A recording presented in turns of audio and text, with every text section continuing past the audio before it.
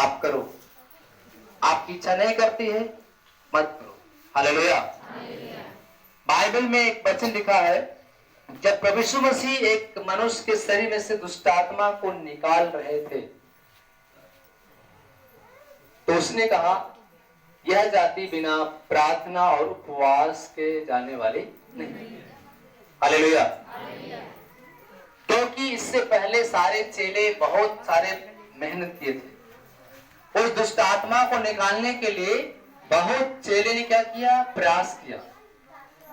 और जब उसके पिता ने, जिसके शरीर में दुष्ट आत्माएं थी, उसका पिता ने कहा, मैं तुम्हारे चेले के पास लाया लेकिन वह उसे निकाल न सके।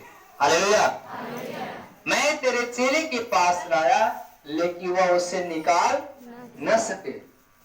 हम तेरे पास लाए हैं, तेरे पास कुछ बन पड़ता है तो कर। हालेलुया। प्रभु से कह रहा है उसका पिता, तेरे पास कुछ बन पड़ता है तो कर, नहीं तो हमें जैसा आदेश दे। प्रभु ने कहा, विश्वास करने वालों के लिए सब कुछ हो सकता है। विश्वास करने वाले के लिए क्या सब कुछ संभव है। हालेलुया। हालेलुया। विश्वास करने वालों के लिए सब कुछ संभव है और अविश्वास करने वाले के लिए कुछ भी असंभव हो सकता है। हालेलुया। और हमको लगता है कि यहाँ पे सबसे ज्यादा लोग विश्वासी ही बैठे हैं। हालेलुया। सबसे ज्यादा लोग क्या बैठे हैं, विश्वासी बैठे। हालेलुया। हालेलुया। किसी के शरीर में अगर दुष्ट आत्मा अगर प्रवेश कर दे तो कितने लोग उसे निकाल सकते हैं। मैं अगर कहता हूं किसी के शरीर में दुष्ट आत्मा है, आप बोल रहे कि मैं नहीं जाऊंगी, इस घर को छोड़ के नहीं जाऊंगी, और आप हमारा क्या करेंगे? तब आप क्या करेंगे उस दशा में? आप दशा में क्या करेंगे? प्रार्थना करेंगे। प्रार्थना करने के बाद भी अगर न निकल पाए तो क्या करेंगे? उपवास रखेंगे। जोरदार ताली से धन्यवाद। याद रखना उस वचन को। प्रभु ने कहा कि यह ऐसी जाति है बगैर उपवास के जाने वाली। साथ साथ में आपका उपवास करना भी बहुत जरूरी है। प्रार्थना जरूरी है, लेकिन उसके साथ आपकी आत्मा में बढ़ना बहुत जरूरी है। जब तक आप आत्मा में नहीं बढ़ोगे तब तक आपके लिए कोई भी काम असंभव नहीं हो सकता। हालेलुया। हालेलुया। हालेलुया। मैं 11-12 साल का अनुभव को बता रहा हूं।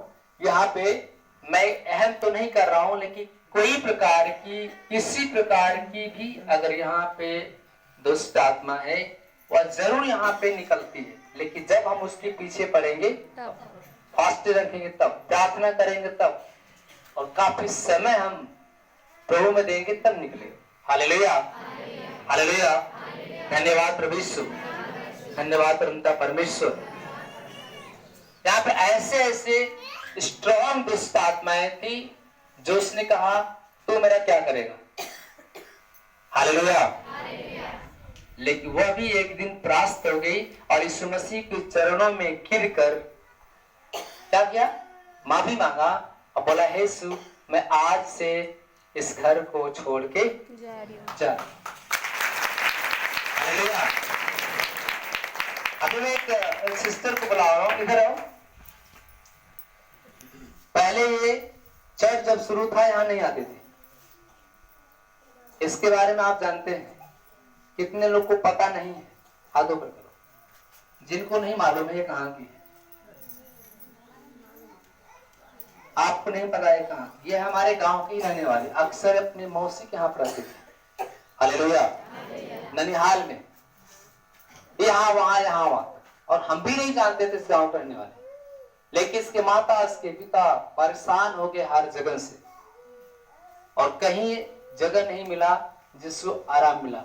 इसके अंदर ऐसी दुष्ट आत्मा थी कि यह 2, 4, 10 आदमियों को अकेले उठाकर फेंक देते थे। मतलब कोई कंट्रोल नहीं कर पाता था।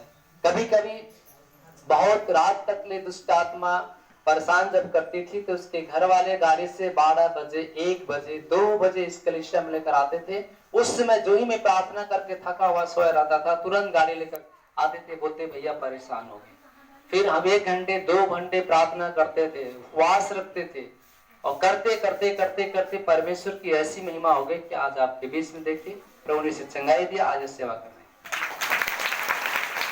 Hallelujah, hallelujah. और बराबर ये भी फास्टिंग रखा 40 दिन लगातार, 40 भी फास्टिंग रखा।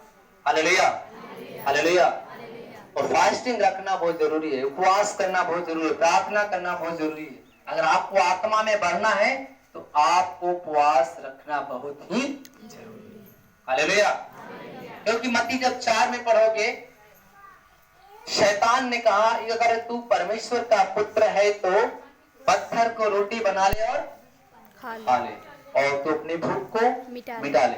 Hallelujah, hallelujah. शैतान ने यीशु को परखा, आपकी परख होती है।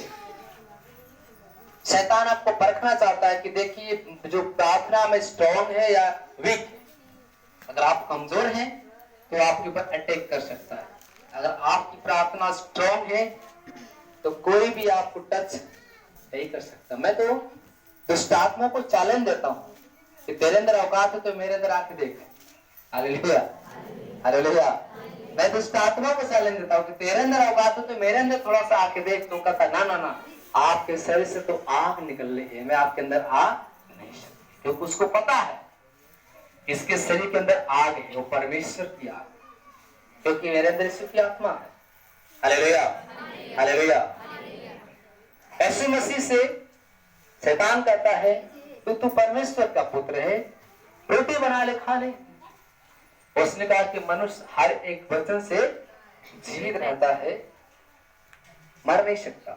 जब यीशु मसीह ने 40 दिन निराहार थे, उनका परीक्षा हुआ था। Hallelujah, hallelujah, hallelujah.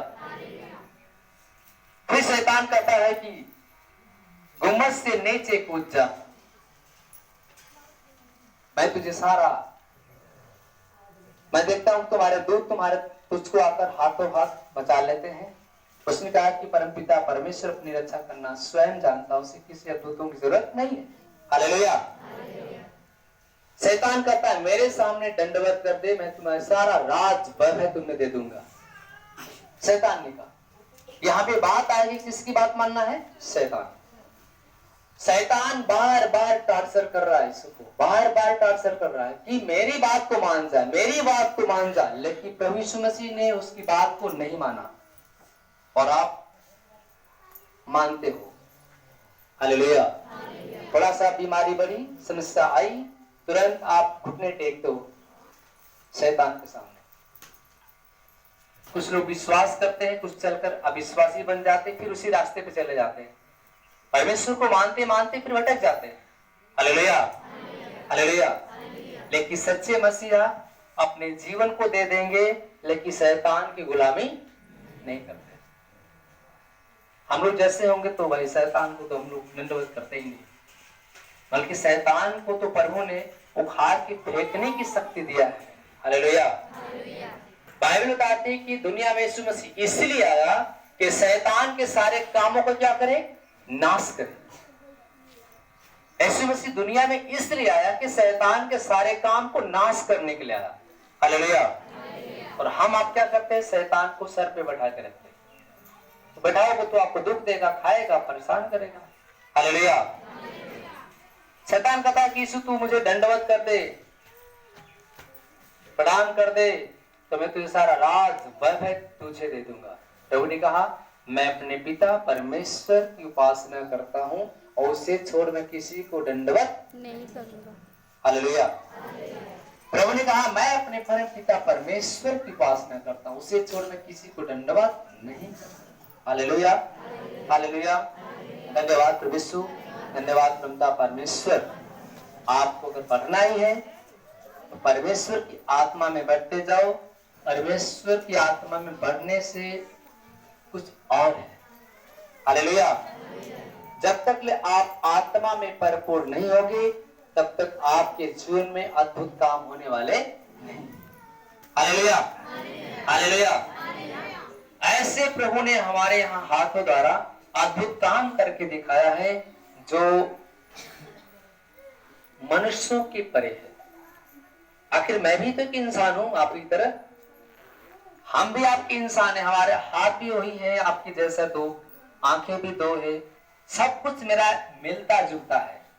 हालेलुया, सब कुछ हमारा आपसे क्या है, मिलता जुलता है। लेकिन फर्क है कि हम आत्मिक बन चुके हैं और अभी आत्मिक आप पूरी तरह से नहीं।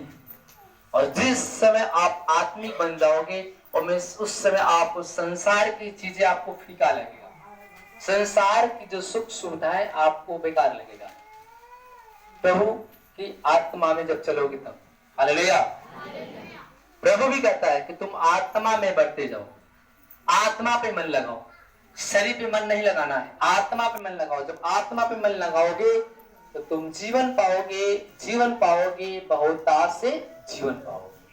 क्योंकि जब हम आत्मा में मन लगाएंगे तो जीवन मिलेगा और वह जीवन बहुत आज से मिलेगा। Hallelujah, hallelujah. और प्रभु कहता है तुम जीवन पाने के लिए मेरे पास आना नहीं चाहते, और जो यीशु के पास आएगा वो तो जीवन ही पाएगा जैसे मैंने जीवन पाया। और यीशु मसीह के पास गया, मुझे जीवन मिला, नहीं गया होता तो क्या मुझे जीवन मिलता? कदापि नहीं। Hallelujah, hallelujah, hallelujah. हमें व्यवस्था पे चलना है और व्यवस्था पे ध्यान देना है। हालेलुया, धन्यवाद प्रभु यीशु, धन्यवाद परमपिता परमेश्वर। आइए हम प्रभु के वचन की तरफ बढ़ते हैं।